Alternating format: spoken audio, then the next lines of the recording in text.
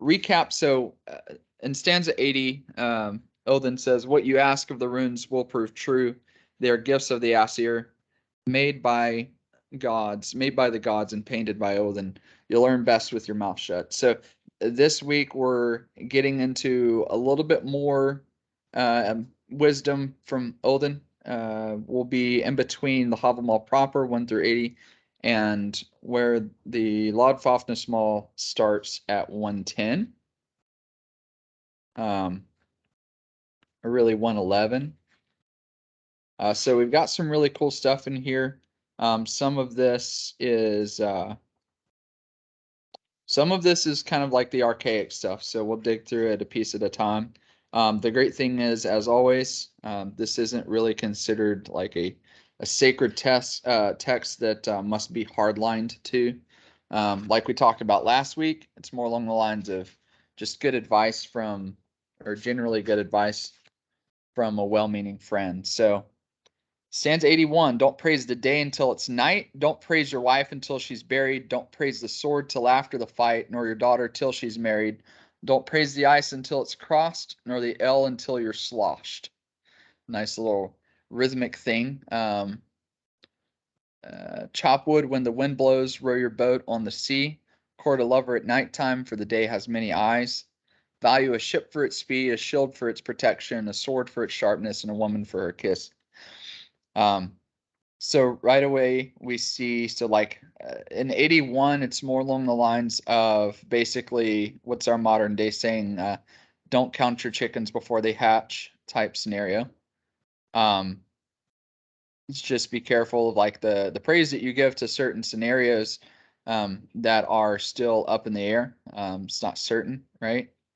And some cultural things here too with that second line. I'm not too sure how to interpret. Don't praise your wife until she's buried. That's an interesting. I'm gonna have to dig into that one more for like the cultural understanding of it. But yeah, basically in 81, we're talking through. Looks to be mostly just like, don't praise something uncertain. And then, of course, just seeing the value in things. Chop wood when the wind blows, row your boat on the sea. Court a lover at nighttime. Value a ship for its speed, a shield for its protection, a sword for its sharpness, and a woman for her kiss. So basically, don't count your chickens before they hatch, but also recognize things for what they're worth, right? Like, don't, again, we're walking the line of moderation. So don't go too far in one direction over another. You want to like hang right in the middle there, where you're not, praising things that are uncertain, but you're also not looking at things as worthless because of uncertainty, if that makes sense. So I'm going to read off 83, and I think Brittany has some things to say about 83. So here we go. Drink ale by the fire, skate on the ice, buy a thin horse and a rusty sword. Give your horse food and let your dog feed itself. So that is stanza 83. Miss Brittany, what do you have to say?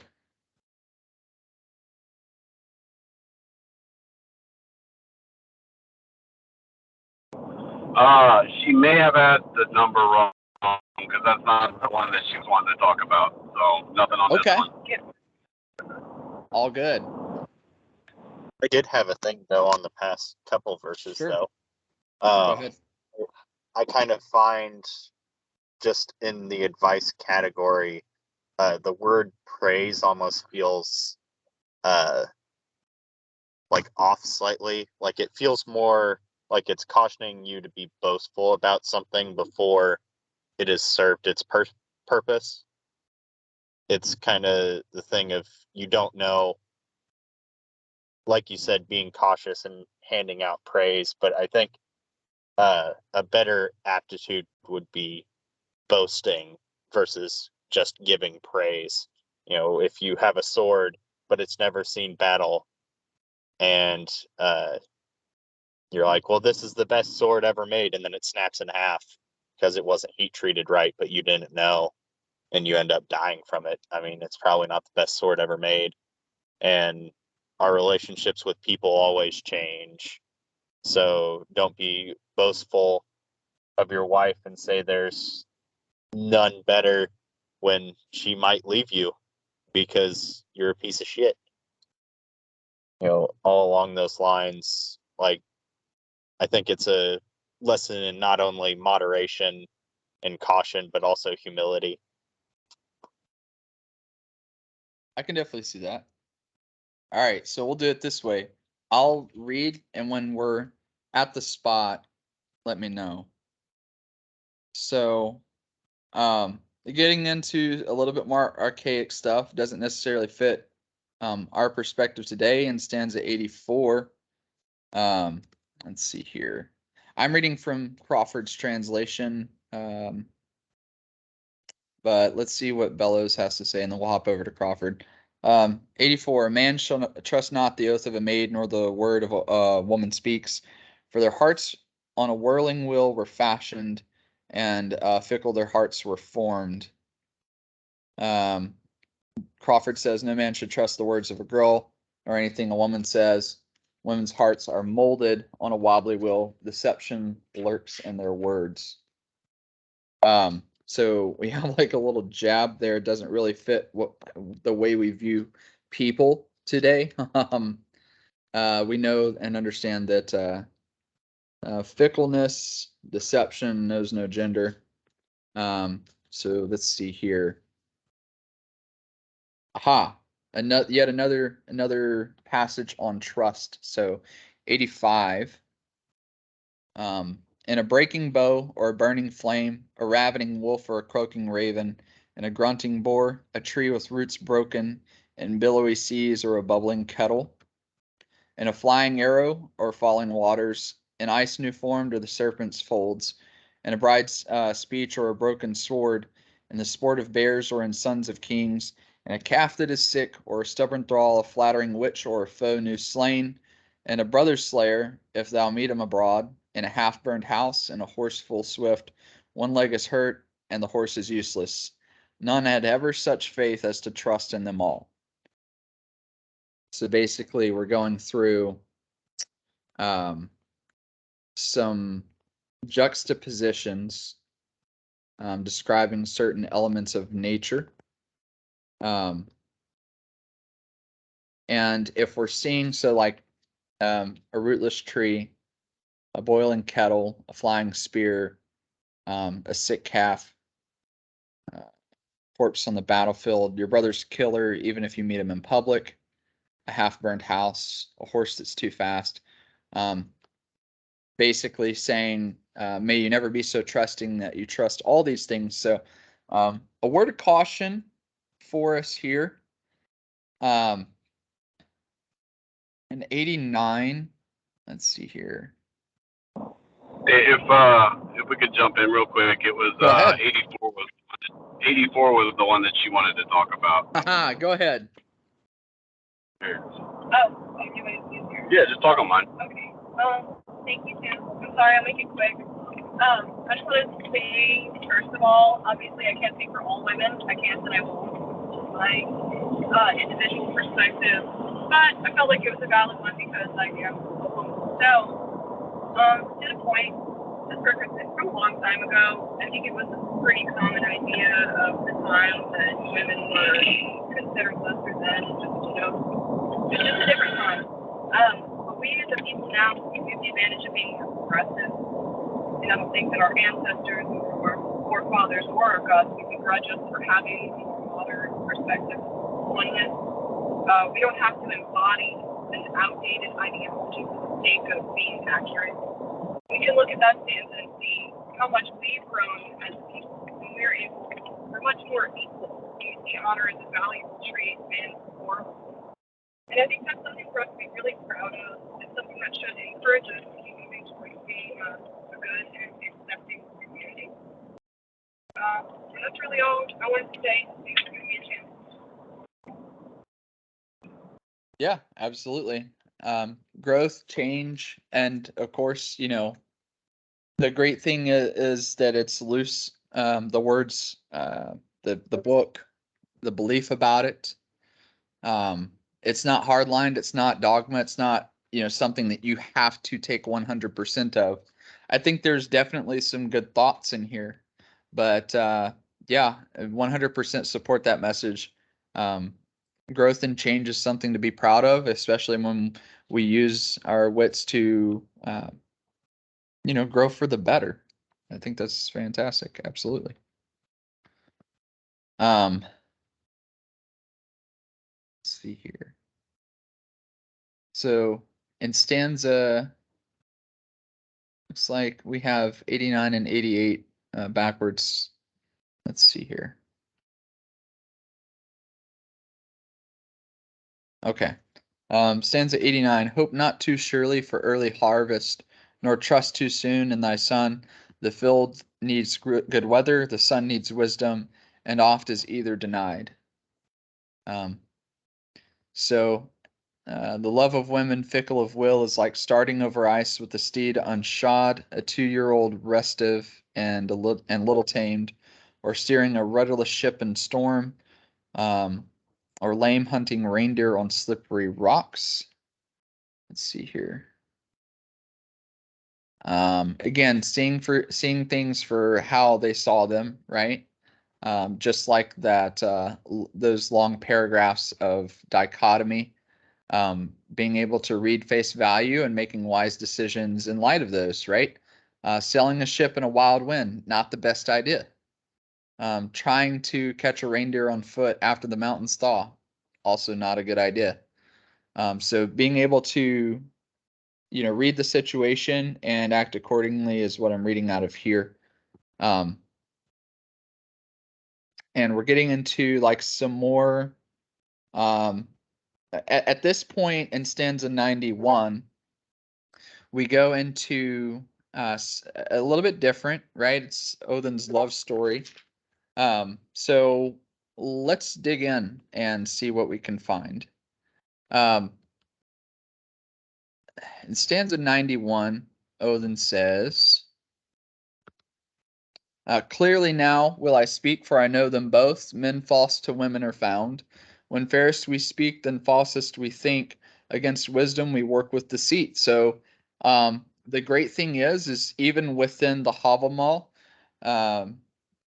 we have a calling out of both men and women, right? But we understand that people can be deceitful. People can tell you what you want to hear. Soft words shall he speak, and wealth shall he offer, who longs for maiden's love, and beauty praise of the maiden bright. He wins whose wooing is best. Fault for loving let no man find ever with any other. Oft the wise are fettered where fools go free, by beauty that breeds desire. Fault with another let no man find, for what touches many a man. Wise men often to witless fools are made by mighty love. The head alone knows what dwells near the heart. A man knows his mind alone. No sickness is worse to one who is wise than to lack the longed for joy.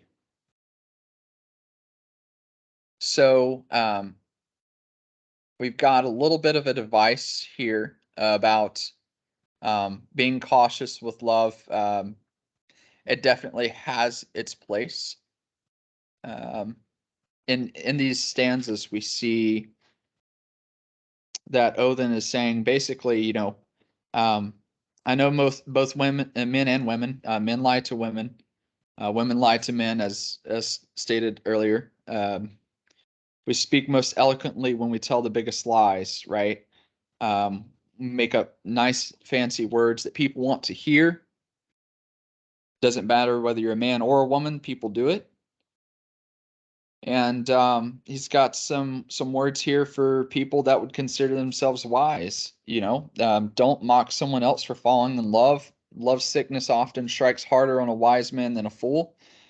Love is strong enough to make a fool out of a man who once was wise. So Odin here is prefacing his story by speaking on the strength of love and just how much of a man, like you fall in love with someone and you get absolutely sick over it, right?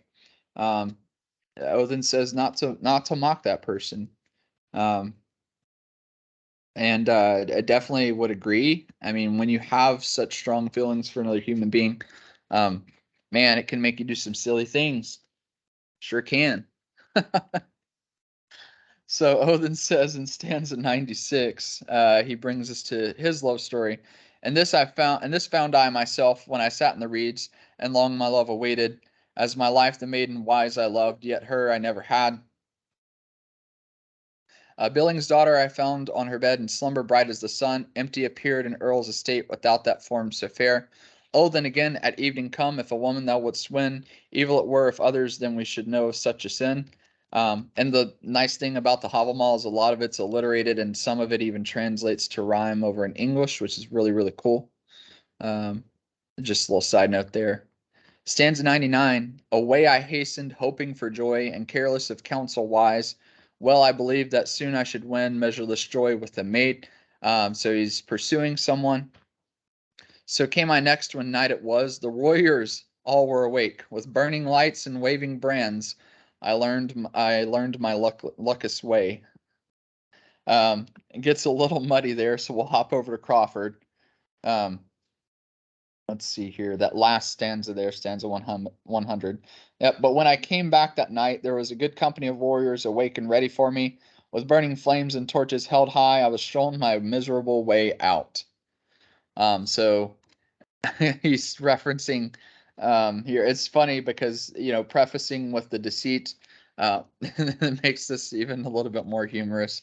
Because, hey, he thought he was going to get earn the hand of that lady, and bam, walks up and there's warriors everywhere, willing and ready to escort him away. And so he did. Stanza 101. At morning then, when once more I came, and all were sleeping still, dog found in the fair one's place, bound there upon her bed. So she's got a watchdog here. Many fair maids, if a man but tries them, false to a lover are found. That did I learn when I longed to gain with wiles the maiden wise. Foul scorn was my meed from the crafty maid, and not from the woman I won.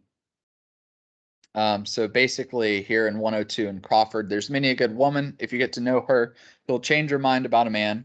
I learned that when I tried to seduce a wise woman. That lady showed me every kind of shame, and I gained no wife for my trouble. Though glad at home and merry with guests, a man shall be wary and wise. The sage and shrewd, wide wisdom seeking, must see that his speech be fair. A fool is he named who naught can say, for such is the way of the witless. So we switch from Odin's story to some more wisdom here. And Crawford's translation for stanza 103 says, if you want to be very wise and happy at home, if you want to be very wise, be happy at home and cheerful with a guest. Cultivate wisdom, a good memory, and eloquence, and speak kind words often. You'll be called a fool if you can't say much. That's the mark of the unwise. The great thing is, we sum up Odin's first love story with some more wisdom that has nothing to do with the previous content. Odin says, if you want to be wise, be happy at home and cheerful with a guest. That is the key to happiness and wisdom here.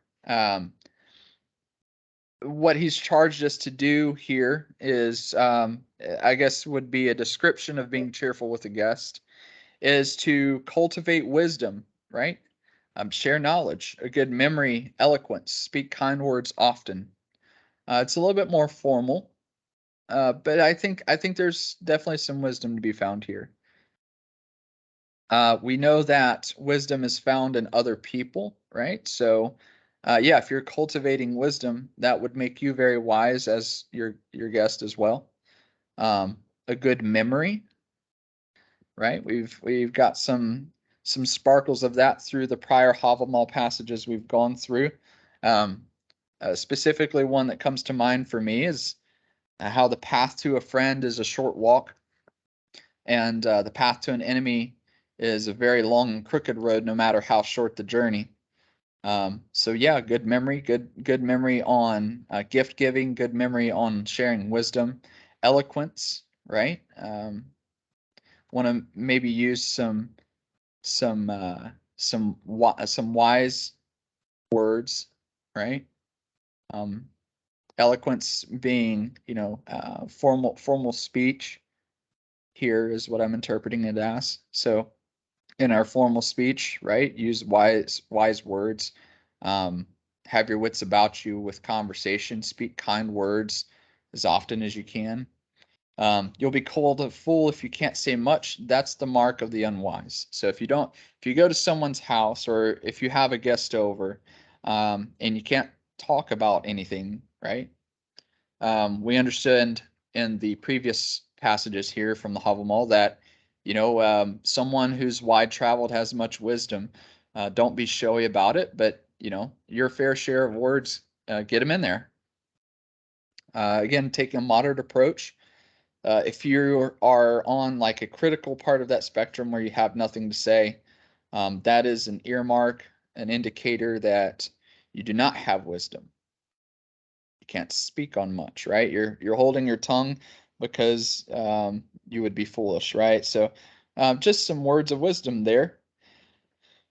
And it feels like a summary of the first story, which is nice because this little part and parcel of wisdom has nothing to do with the pursuit of one person over another, but rather if you want a happy house, be cheerful with your guests, cultivate wisdom, have a good memory, use wise words, and speak kind words often. It's the key to all of this, right? It's the solution to the problem that Odin has, seemingly. But we switch right back into another love story for Odin. I found the old giant. We're in stanza 104. Now back have I fared, small gain from silence I got. Full many a word my will to get, I spoke in Suttung's hall.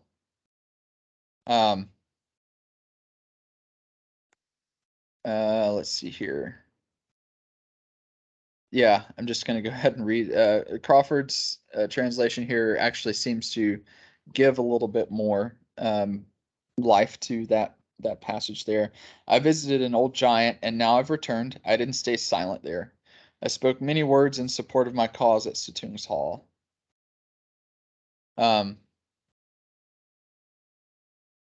Looks like we've got some bonus content here that's not on voluspa.org and Crawford's translation. Gunnloth, his daughter, gave me a drink of his precious mead while I sat on a golden chair. I would later give her a better payment for her trusting mind, for her troubled mind. 105 on voluspa.org. The mouth of Rati made room for my passage, and space in the stone he gnawed. Above and below the giant's path lay, so rashly I risked my head. He's escaping from Suttung's hall away from Gunnloth. Gunnloth gave on a golden stool a drink of the marvelous mead. A harsh reward did I let her have for her heroic heart and her spirit troubled sore. So looks like we've got a little bit of a mix up there. The well-earned beauty, well I enjoyed, little the wise man lacks. So Othrorir now has been brought to the midst of the men of earth. Hardly methinks would I home have come, and left the giant's land, had not Gunnloth helped me, the maiden good, whose arms about me had been. So he's chasing after Gunnloth now, in a desperate attempt to get out of Jotunheim, which is where he was, and we can infer that from stanza 109. The day that followed, the frost giants came, some word of Hor to win, and into the hall of Hor. Of Bolverk they asked, were he back midst the gods, or had Suttung slain him there? So his treachery, Odin's treachery here, is not a private matter. It's very public. We have the Jotun coming to Valhall to ask if Odin was there, or whether Suttung had slain him.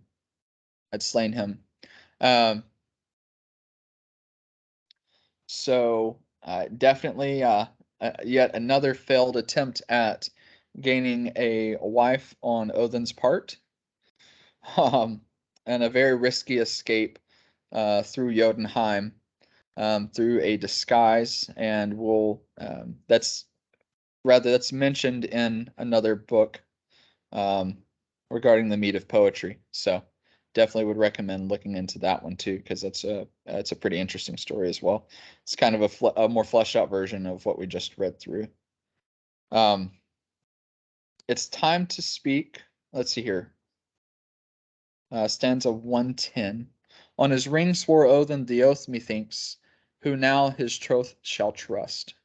Suttung's betrayal he sought with drink, and Gunnloth to grief he left. So within this, we have the funny thing is, a few weeks ago we read through the Voluspa, and we narrowed down some of the quote unquote unforgivable actions within Norse heathenry, lying, oath breaking, murder, and we've got essentially all three of those here. So nice little linkage there, a little connection. Stanza 110, and the reason I mention that is stanza 110 specifically talks about the oath that Odin swore to the Jotun. Again, we'll have to dig into the other story to kind of gain a little bit more insight on that. But yes, Odin deceived Suttung in his own home and left Gunnloth weeping. So this would be the essentially the quintessential display of going against his own words, his own wisdom that Odin represents here in the Havamal, right? So that indicates to us that we should not have an expectation of our faith being perfect, because our gods are not perfect. Our gods do deceive. They are selfish at times to take care of themselves and to further their own agenda, such as the way of our faith. But we do see here a mass emphasis on getting better, making changes, not being too trustworthy until something has proven its use, and all matter of wisdom here. So in the last 30 minutes, I think it'd probably be better to just have open discussion on what we've read tonight rather than trying to jump into the Lothfafnir Mall, because next week when we dig into that, it is going to be a lot of information here, which basically runs from 11D1 to, let's cow. 137, so about 26 stanzas here. After that, we'll be returning to magic. So very, very interesting stuff there. But anyways, let's discuss. What do you guys think of all of this?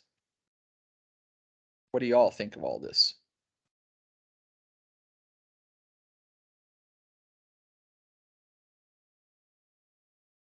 And of course, any insight that you can share is far more than welcome.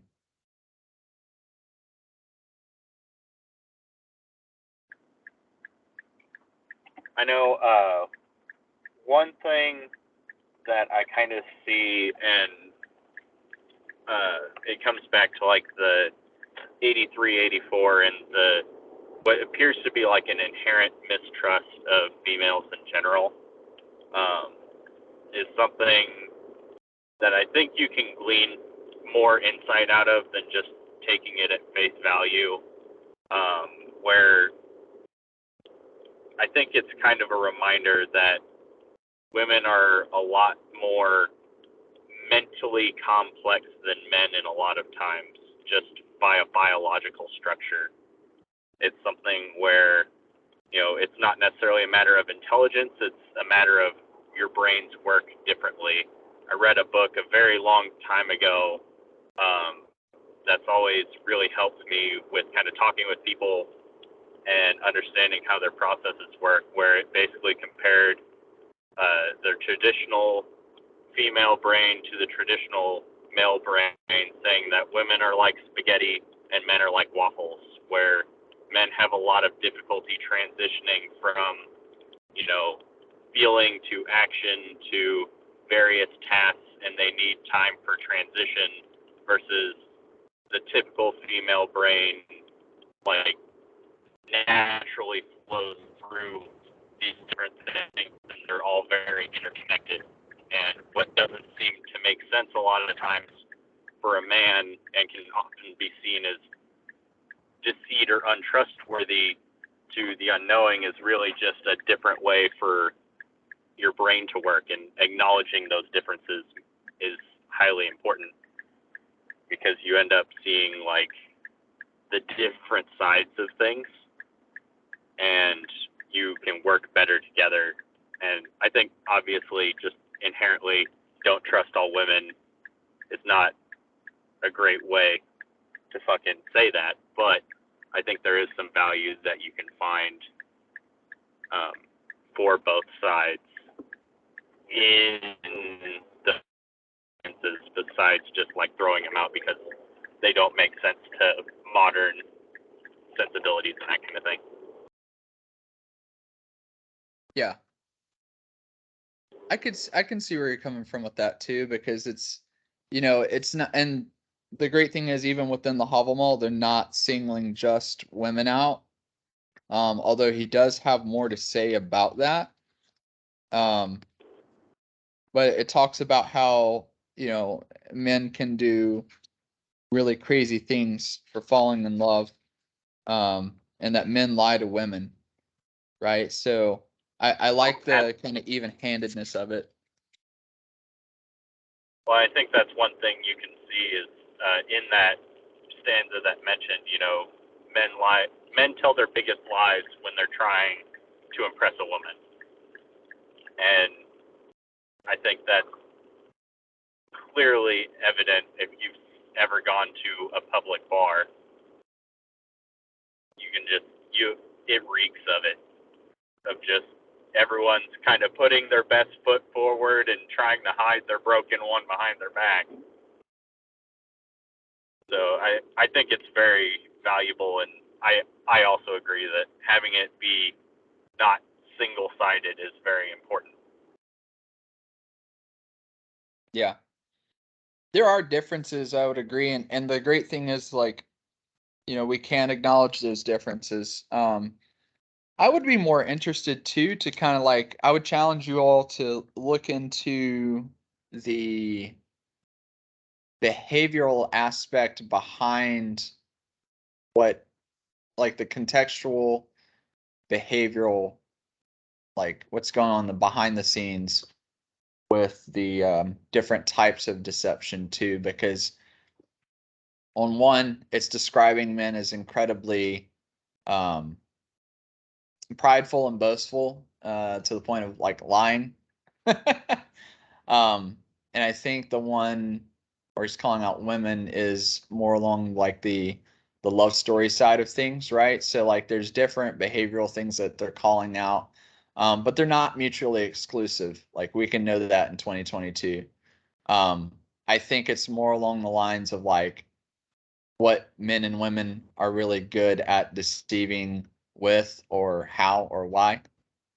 But it's great to see that even though it's somewhat gray, somewhat sloppy, definitely not taken on face value in 2022. Again, the great thing is, there's nothing out there asking us to literally believe face value what the Havamal says. Right? So it's a little bit more freeing there, I think. Well, and kind of like how you were highlighting in the first section of it's guidelines. It's not, this is a hard set rule and everyone falls within these categories. It's like, hey, this is kind of what you can expect to see when dealing with people. Absolutely. I like too that go ahead. I still love the meme that got put in the chat. More like guidelines than actual rules. Yes, indeed. So I like the wisdom that's sprinkled between Odin's love stories here.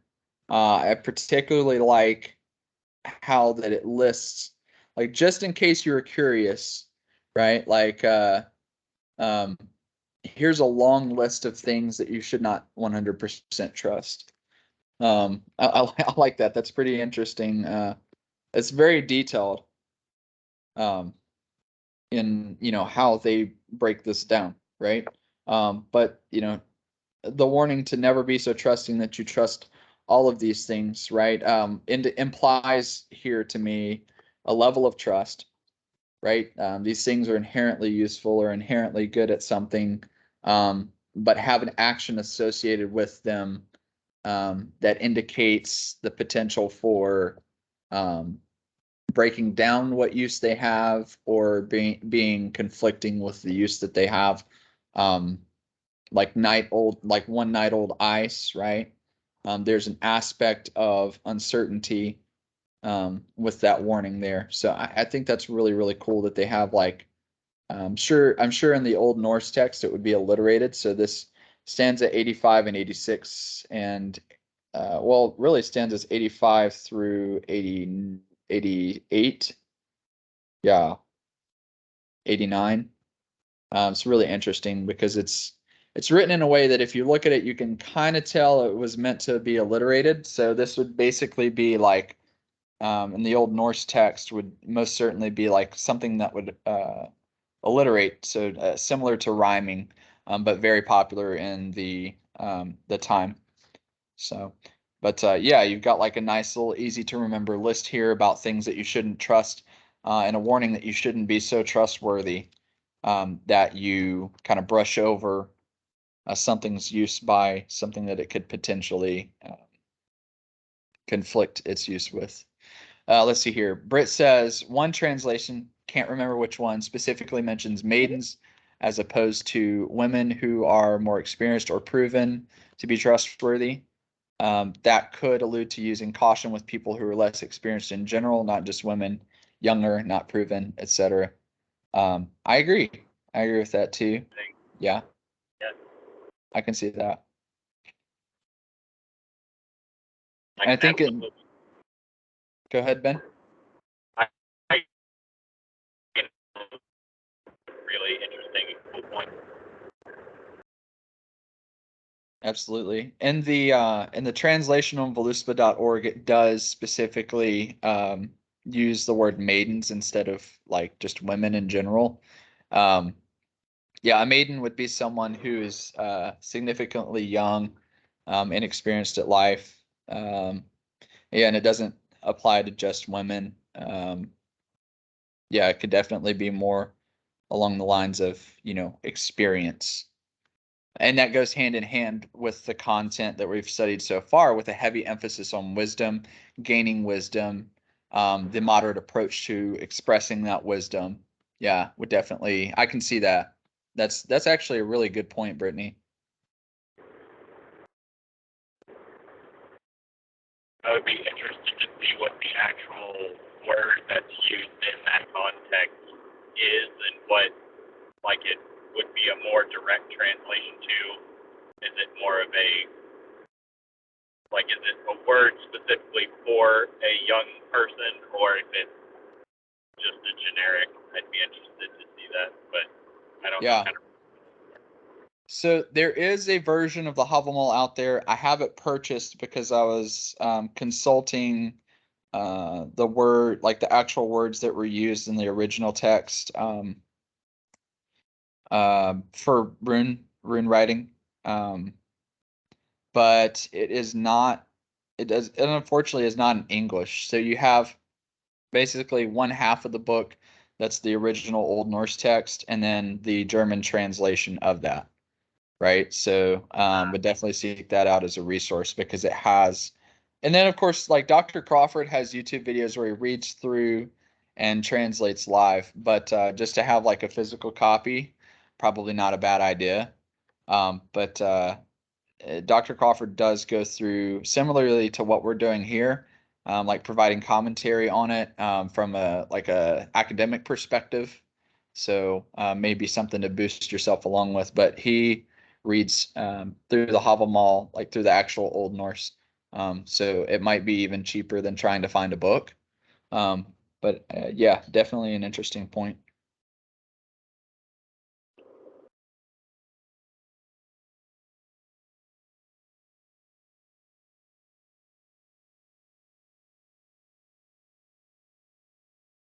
I agree. So Brittany says that she likes that we're able to apply a more modern scope, more modern perspective on things.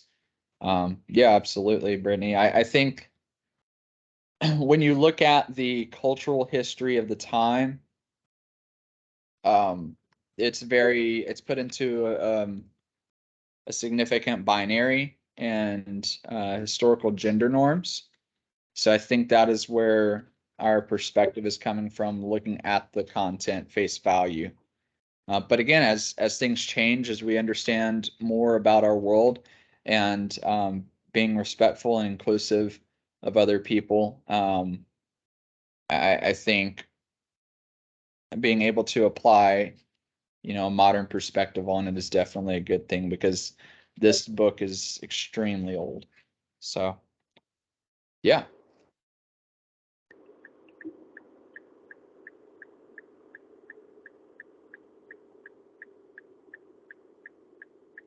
So I have to see. I can't remember where the story on the meat of poetry is at. It might still be in the Poetic Edda, but that's kind of like the DLC, one of the DLC packages for the Havamal, which is the story on the meat of poetry. Very interesting story there, and it goes into more detail on Odin's pursuit of Gunnloth, which also happens to be a chapter in Assassin's Creed. So pretty well-rounded stuff there.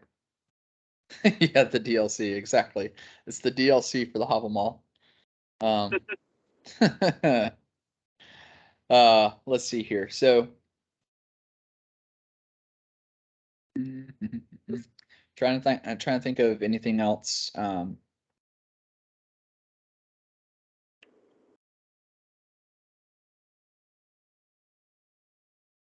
see here. Looking through, I had something, but I can't remember what it was. Well, I'm very upset that I'm gonna have to miss it, but I gotta go do physical labor, I guess. Yeah, for sure. All right, sir. Well, thank you for your time. I appreciate it.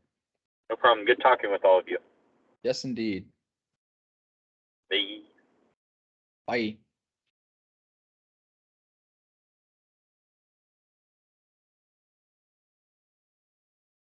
So I think one of the other cool things is like in stanza 80, this is something that I'm reading into it. Of course, this is allegorical, so take this opinion with a grain of salt. But it basically what starts off this proverbial passage about wisdom and love stories is Odin prefaces it with saying, "What you ask of the runes will prove true.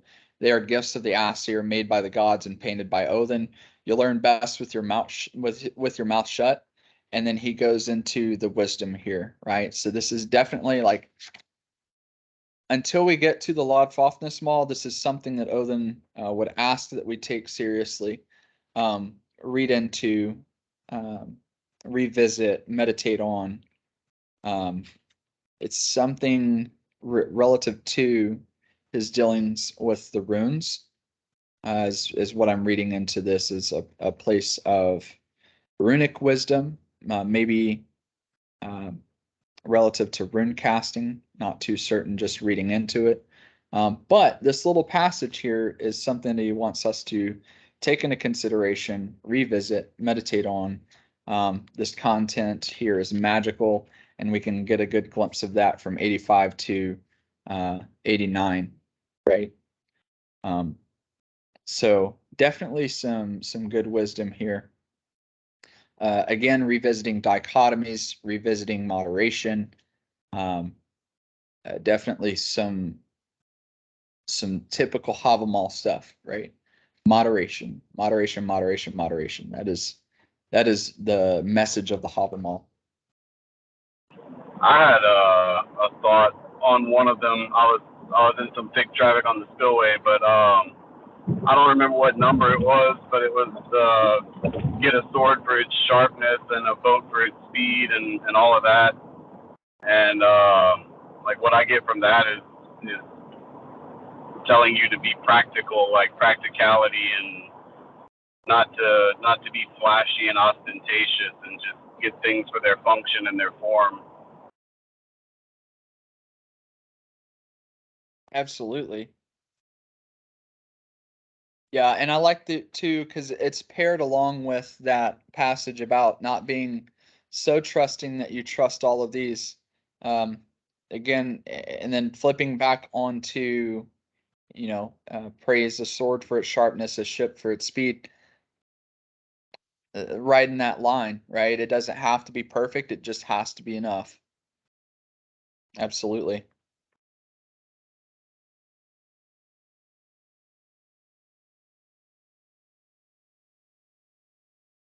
So definitely some good stuff here. Would definitely recommend revisiting it. More wisdom, more knowledge. We get to get an additional perspective on the Norse worldview, which is one of moderation, appreciation for the simple things, um, utilitarianism to a degree, looking at things for their worth, their use, and not overemphasizing something's worth, not overemphasizing your trust in something's worth, but being, having an even head about it all. So good stuff. Next week we will get into the law of Fafnismal, which is proverbial content, advice from Odin to a friend, and I'm excited for what we find there.